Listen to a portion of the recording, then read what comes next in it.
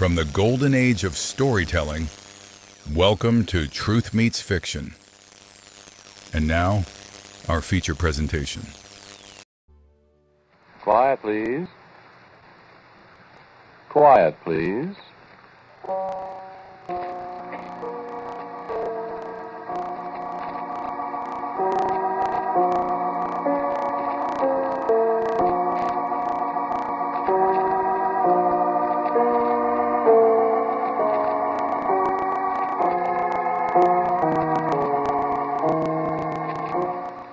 The American Broadcasting Company presents Quiet, Please, which is written and directed by Willis Cooper, and which features Ernest Chappell.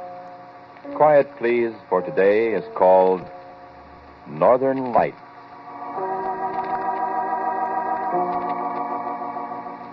This is a story about the temporal displacement of mass. It is also a story about teleportation. Do you know what those terms mean? No, I didn't think you did, but you stay right where you are, my charming friend, and you're quite likely to find out. You just stay right there and listen, and I'll tell you everything you want to know. And maybe a couple of things you're not terribly anxious to know. Ever see the Northern Lights? Aurora Borealis is their right name. You don't see them very often below the 50th parallel of latitude in this country, but up in northern Minnesota and Canada, upper New York, places like that, they're quite common of a winter night. If you've seen them, you know what they look like. If you haven't, there's no use my trying to describe them. Sometimes they fill the whole northern sky with waves of color, like a fire burning way beyond the horizon. Sometimes they're just long streamers of fire filling up the whole sky. And another time they look like gigantic, fringed curtains of pure light, swaying as if some cold cosmic breeze plucked at them, way far off there to the north. And you can hear them, too, sometimes. Well, maybe not exactly hear them, but there's a sound, a humming, that crackling somewhere inside your head. And there are times when you'd swear it's a voice talking to you, talking in some kind of strange language you can almost understand, filling your whole being with a kind of desperate, inescapable terror. You know what I mean? At night, in the cold night, voices talking and saying things to you that you can almost understand, filling the night sky with signs and portents of inescapable terror. And nobody in the whole world knows what they are, nobody in this world at least, except me. And after I get done talking to you, you'll know too. And you won't be happy.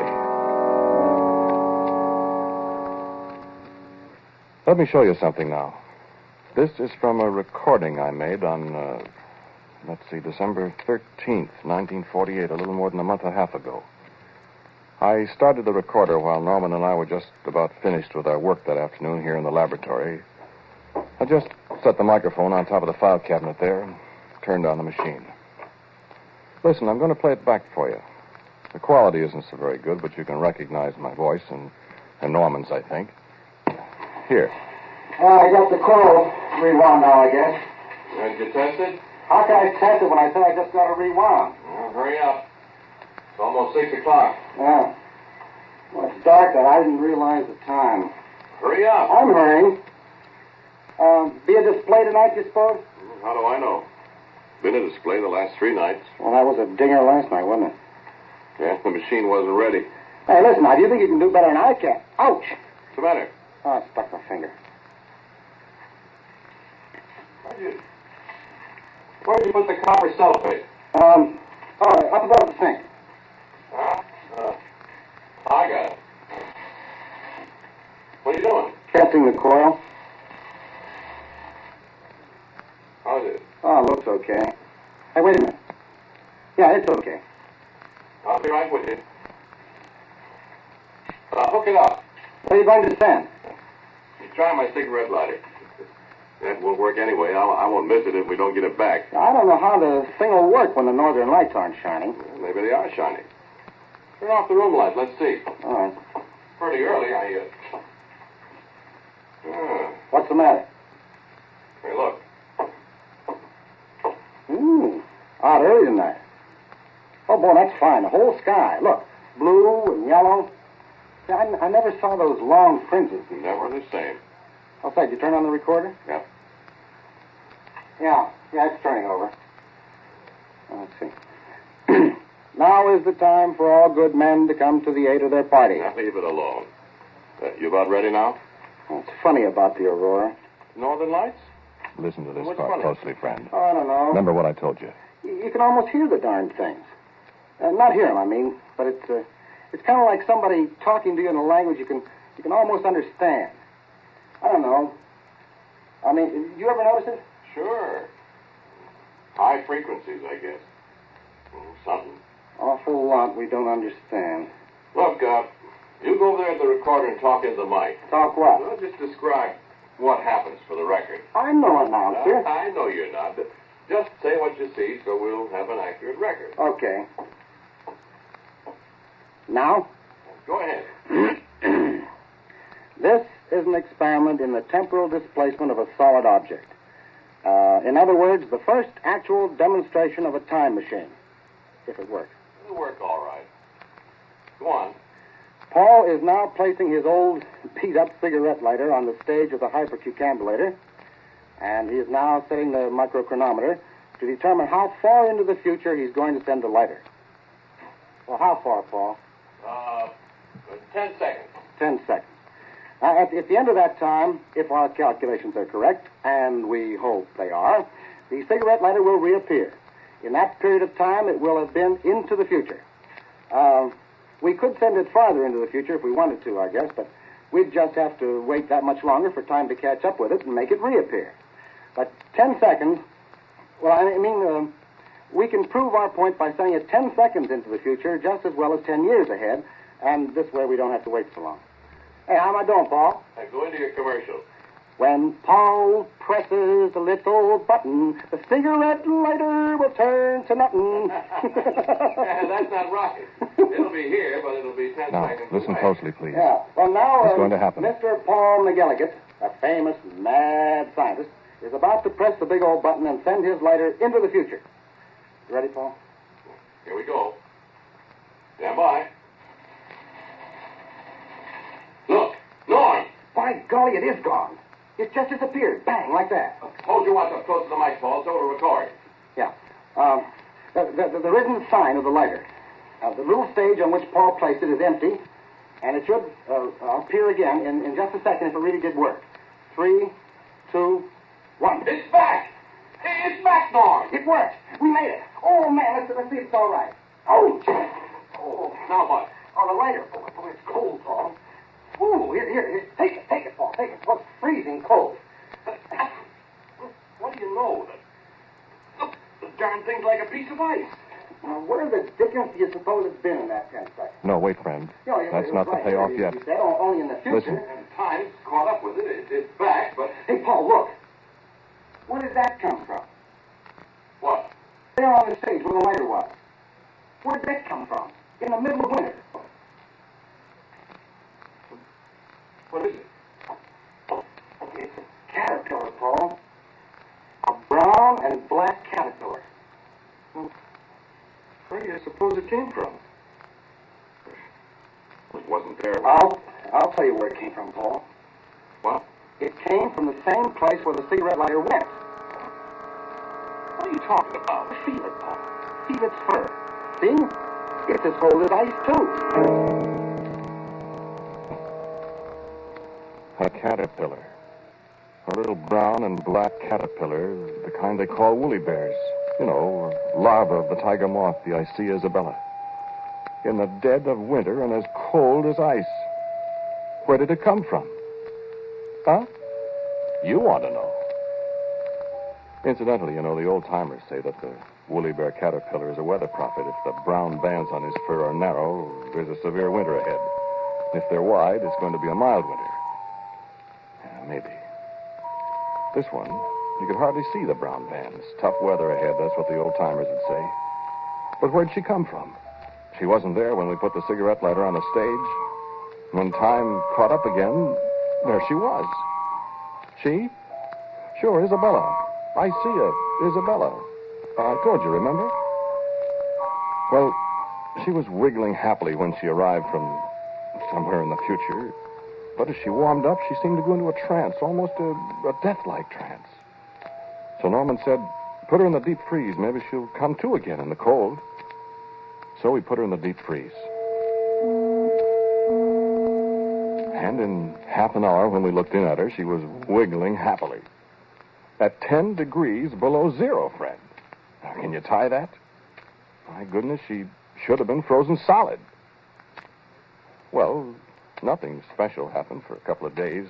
That, you remember, was a month and a half ago, December 13th, 1948. Where were you on the night of December 18th?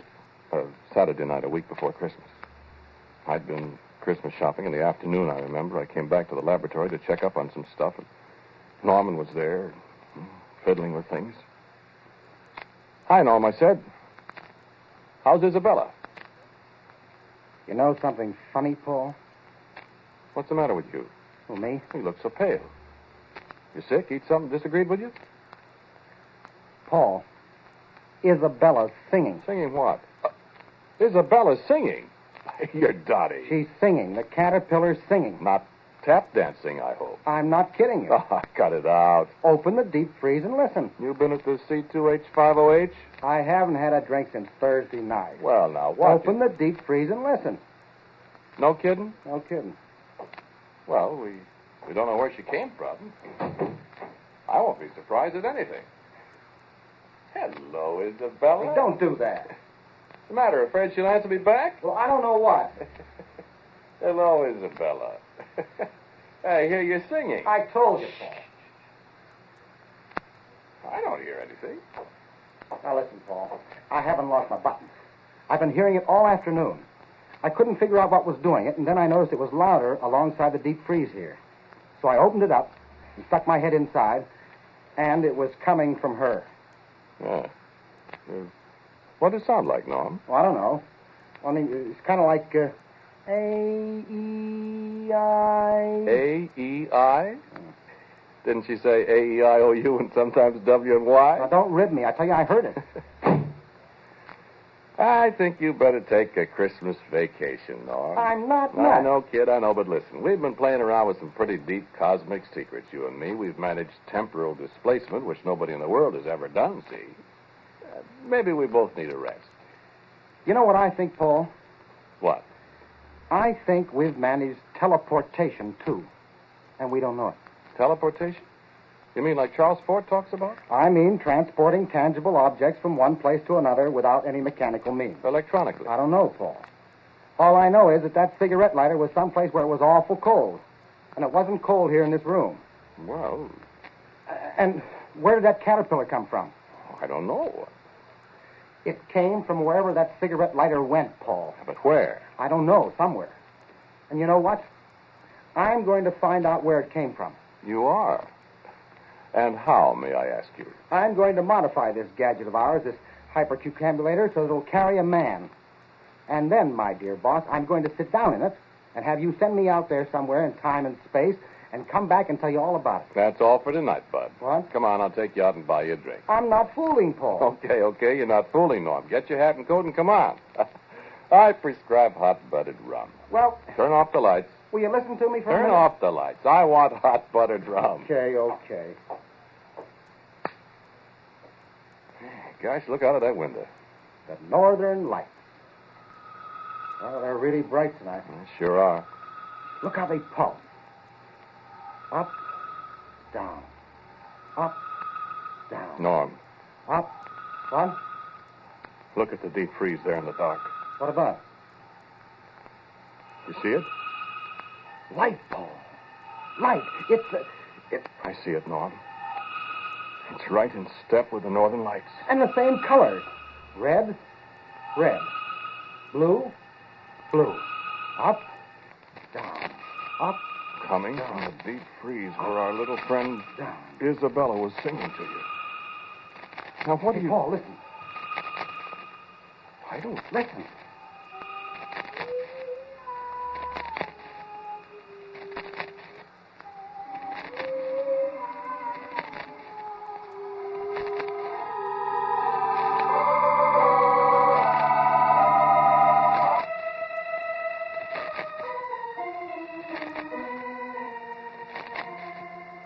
We did get that hot-buttered rum. We stayed there in the laboratory for a long time, listening to the voice of the thing in the box, endlessly repeating A-E-I-O-U, the vowel sounds of our speech, and watching the light that pulsed up from the deep freeze in perfect rhythm with the flickering of the northern lights we watched through the window.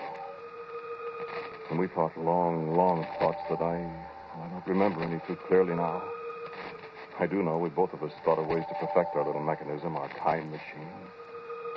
Our machine that brought back a little cold brown and black caterpillar from somewhere. And when it was morning, and the lights had faded from the northern skies, we found that our machine was very different.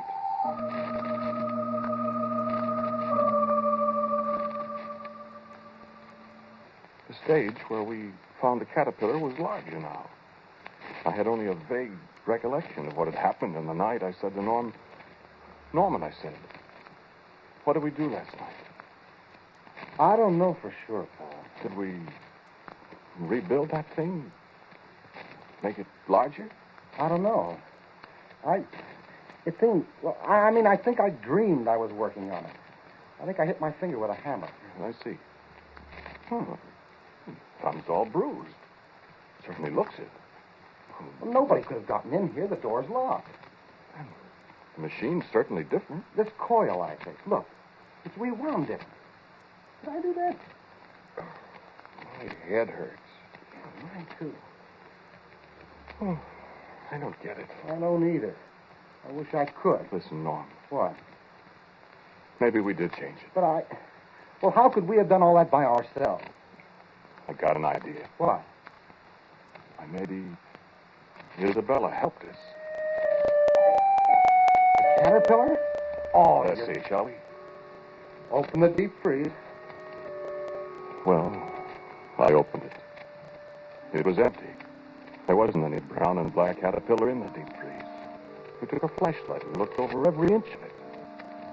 We stood there and looked at each other. For a whole minute. Tom said, well.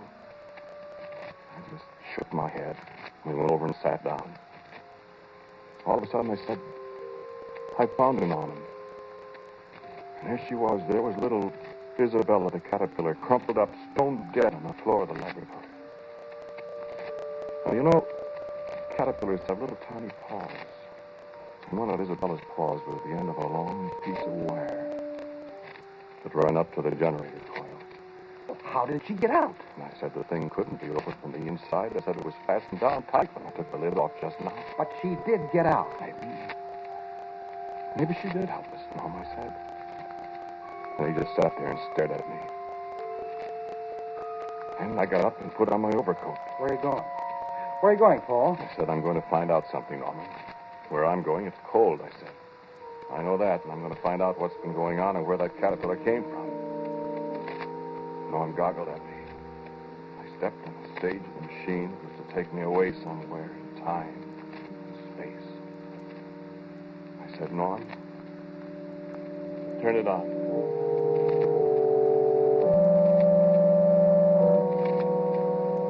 Finally, he reached over and touched the switch. He didn't say a word. And I braced myself. I nodded at him. Go ahead, I said. And he pressed the switch. And nothing happened at all. Nothing. Why? I know, Paul, I know. It's daylight, and there aren't any northern lights.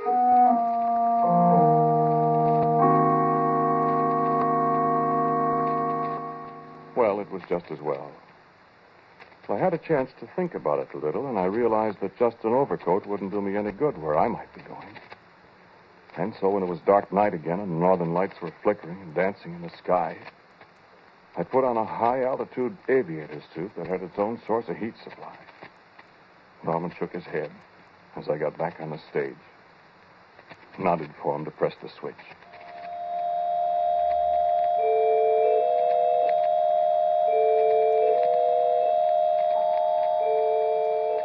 Cold. You've never been cold, friend. Dark. You wouldn't know how dark it can get. And then I was standing on an immense plain that stretched so far into the distance, a plain of snow and eternal ice. A dead, cold, white world with the blackest sky above me. And the northern lights reached from horizon to horizon. Even through the high-altitude suit, I could feel a biting cold. And I was afraid, shivering, abjectly afraid. The streamers of the northern lights reached down toward me and wrapped about me. I heard the sound of voices screaming into my mind. I could understand them. I wished heartily I'd never played around with cosmic forces. I yelled inside the heavy helmet. I yelled, Norman! Norman, bring me back! And there was nobody to hear me. No, I don't know where I was. Another planet. Maybe the North Pole. Maybe the lights were all around me. Maybe that's where it was. But it was the most terrible, awful, cold, lonely place you could imagine in 100 years. The lights, the flickering, living lights crawled over me and beat at me. I could almost understand what they were saying. And then the crash. The sudden blackness. I was standing again in the laboratory I'd left only a few short seconds ago, and Norman was tearing at the fastenings of my suit and beating at me with both hands. I wondered what in the world he was doing until I got the helmet off. He was brushing caterpillars off me. Thousands of cold, freezing cold, brown and black Isabella caterpillars. I was in bed for a week or more. I don't know how long. Wherever it was I'd been, I'd nearly frozen to death in those short seconds. And at last, I was able to come back to the laboratory. I sat there that night with Norman. And outside the windows, the northern lights were brighter than they'd ever been before. Purple, green, yellow, black lights even. And there was a new rhythm tonight. A kind of code, almost words, thoughts, not quite formed and yet curiously disturbing. Norman, though, didn't seem to be as disturbed as I was. He just sat quietly and looked at me. Where did those caterpillars come from, Paul? I don't know. Where I was, that's all I know. Did they attack you, or? I don't know. They came from the lights. The lights? The northern lights. Where are they, Norman? The caterpillars? Yes. Where are they? In the deep freeze, where Isabella was. Poor Isabella. What's the matter with you, Paul? I'm listening. Listening to what? Well, don't you hear them? I don't hear anything. Don't you? I don't hear anything. Well, listen. Listen. I don't hear anything. Turn on the recording machine. I want to see if we could pick up their voices. There isn't anything, Turn it Paul. on. Turn it on. I want a recording. Quick. Quick, Norman. They're talking to us.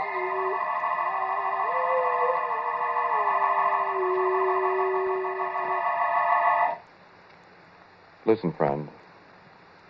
I want to play you another recording.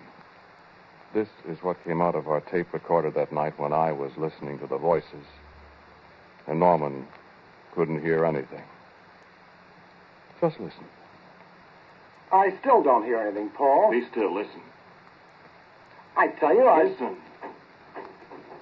What's that? Look at the deep freeze. The top's coming open. Look at the light around it, Paul. Be quiet. Watch. How did they... Good Lord, look. The caterpillars are coming out, Paul. Look at them. There's millions of them. Be still, Norman. But Paul, your voice. Be still, I said. What's the matter with your voice? We want to talk to you. You what? You said we. Why, of course, Norman. We. Who for the... It is Paul's voice, Norman. Paul's voice. Voice. But it is not Paul speaking. Listen.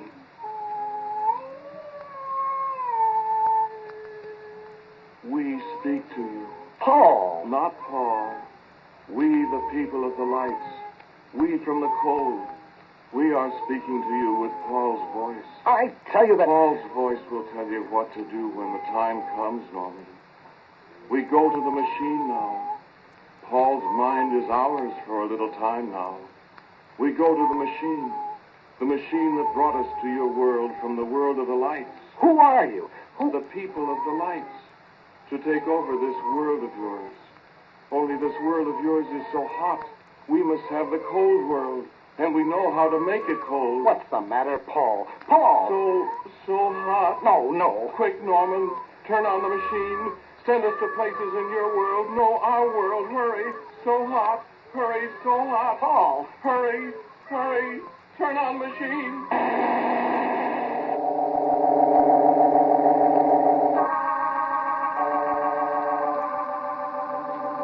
That's the end of the recording. No, I don't know. I don't have any recollection of it at all. But the recording's there, isn't it? That must be what happened. Anyway, when I woke up, Norman was gone, and there were no caterpillars in the place here. And our machine that took people and things away into time and space, was wrecked. I don't know what became of it. You heard what they said about my voice. They're going to take over this world and make it a cold world, like the one they came from. Wherever that is, and wherever they went. No, I don't know where they went, where the machine sent them. I do have ideas. Yes. Are you cold? It's freezing in here. And just for example, you read the papers? Look at the newsreels. Did you see the pictures of the snow in Los Angeles? In subtropical Los Angeles, where it hasn't snowed for so many years? I wondered about it, too. I wonder if anybody saw any brown and black woolly bear caterpillars in Los Angeles. Larvae of the tiger moth I see, Isabella.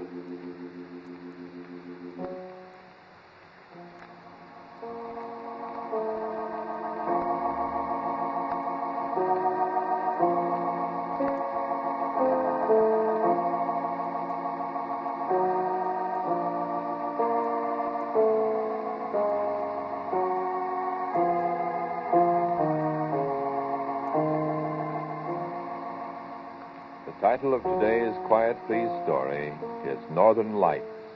It was written and directed by Willis Cooper. The man who spoke to you was Ernest Chappell.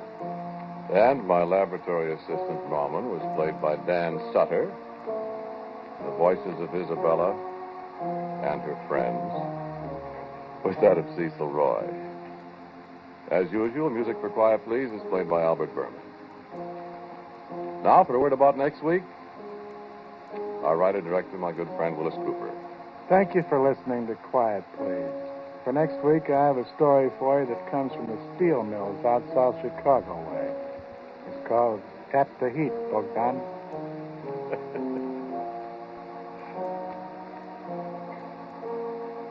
And so, until next week at this same time, I am quietly yours, Ernest Chappell. And now, a listening reminder. How are your predictions of things to come? What's your batting average? Compare your average with a man who has made predicting... You've been listening to Truth Meets Fiction. Until next time, keep a light in the window and a story in your heart. Good night.